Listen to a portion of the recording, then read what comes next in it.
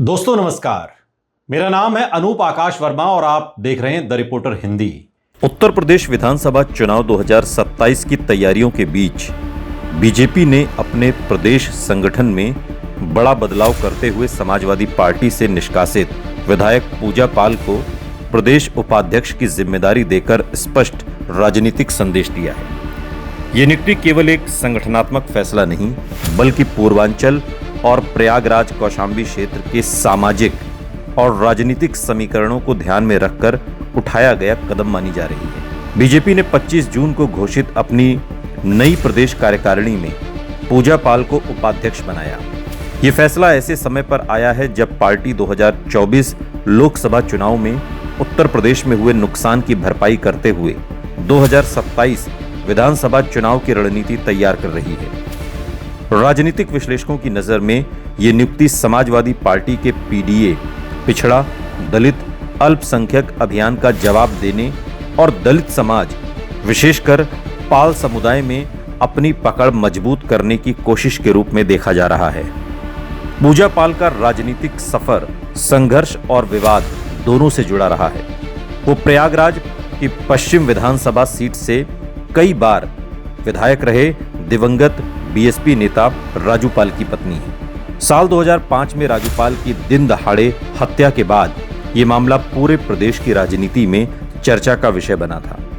पति की हत्या के बाद पूजा पाल सक्रिय राजनीति में आई और बीएसपी के टिकट पर चुनाव लड़ते हुए इलाहाबाद पश्चिम विधानसभा सीट से विधायक बनी। बाद में उन्होंने समाजवादी पार्टी का दामन थामा और 2022 विधानसभा चुनाव में प्रयागराज जिले की चायल विधानसभा सीट से विधायक निर्वाचित हुई।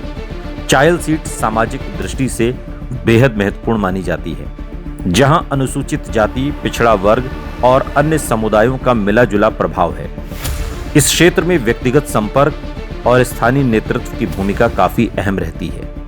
2024 लोकसभा चुनाव से पहले हुए राज्यसभा चुनाव में पूजा पाल ने पार्टी लाइन से अलग जाकर बीजेपी प्रत्याशी के पक्ष में मतदान किया था।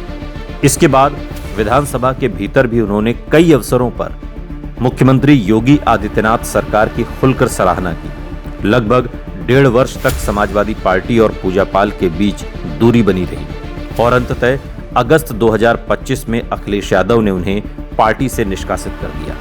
निष्कासन के तुरंत बाद उनकी मुलाकात योगी आदित्यनाथ से हुई और इस मुलाकात ने यह संकेत दिया था कि अगला राजनीतिक पड़ाव बीजेपी हो सकता है।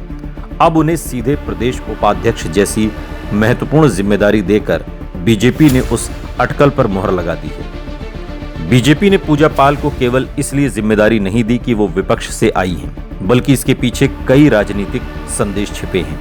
पहला संदेश दलित समाज को है। बीजेपी लंबे समय से गैर जाटव दलित वोट बैंक में मजबूती बना रही है, लेकिन समाजवादी पार्टी 2024 के लोकसभा चुनाव में दलित समाज के एक हिस्से में अपनी स्वीकार्यता बढ़ाने में सफल रही और ऐसे में पूजा पाल जैसी दलित महिला नेता को प्रदेश उपाध्यक्ष बनाकर बीजेपी ये संदेश देना चाहती है कि दलित नेतृत्व को पार्टी में सम्मानजनक स्थान दिया जा रहा है। दूसरा बड़ा संदेश प्रयागराज कौशाम्बी और आसपास के क्षेत्रों के लिए है।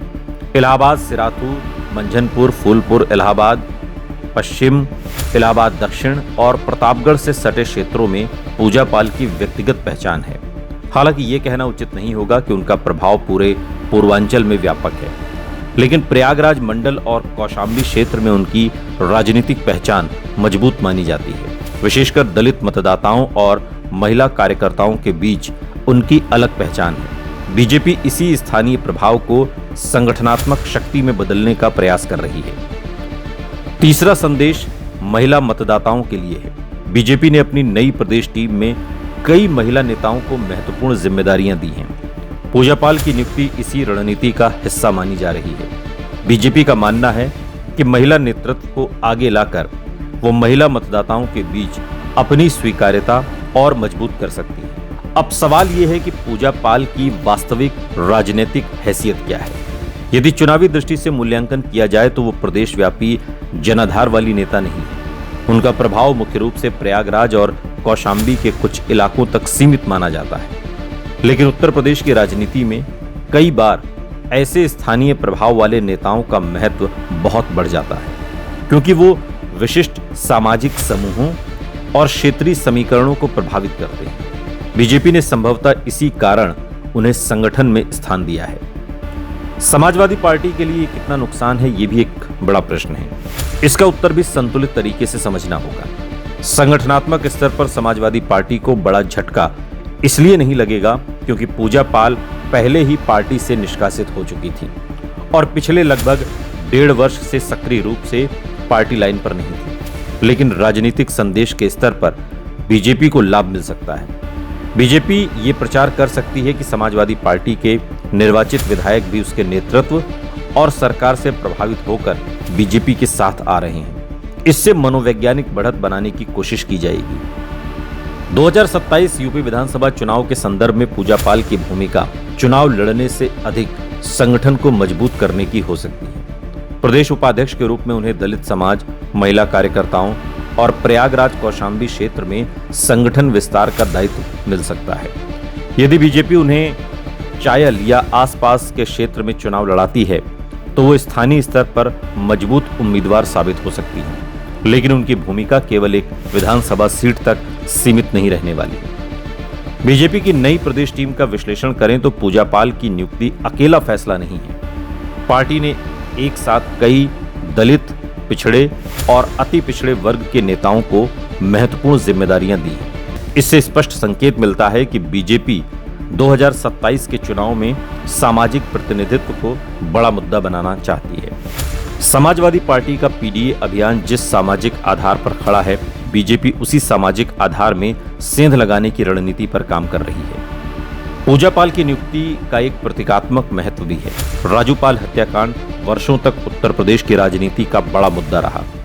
बीजेपी अब उसी परिवार की प्रतिनिधि को अपने संगठन में प्रमुख स्थान देकर कानून व्यवस्था, न्याय और राजनीतिक विश्वास का संदेश देने की भी कोशिश कर सकती है। हालांकि चुनावी लाभ कितना मिलेगा, ये स्थानीय परिस्थितियों, उम्मीदवार चयन और चुनावी अभियान पर निर्भर करेगा। कुल मिलाकर पूजा पाल की नियुक्ति बीजेपी की व्यापक सामाजिक और राजनीतिक रणनीति का हिस्सा दिखाई देती है। उनका प्रभाव प्रयागराज और कौशाम्बी क्षेत्र में सबसे अधिक माना जाता है, जबकि प्रदेश स्तर पर उनकी भूमिका संगठनात्मक होगी। समाजवादी पार्टी को इससे सीमित संगठनात्मक नुकसान, लेकिन प्रतीकात्मक और राजनीतिक स्तर पर चुनौती मिल सकती है। बीजेपी के लिए ये नियुक्ति दलित नेतृत्व, महिला प्रतिनिधित्व और पूर्वांचल प्रयागराज क्षेत्र में संगठन को मजबूत करने की दिशा में एक महत्वपूर्ण कदम है। 2027 के चुनाव में इसका वास्तविक प्रभाव तभी स्पष्ट होगा जब पूजा पाल प्रदेश भर में संगठन को सक्रिय करने और अपने सामाजिक आधार को बीजेपी के पक्ष में प्रभावी ढंग से संगठित करने में सफल होंगे।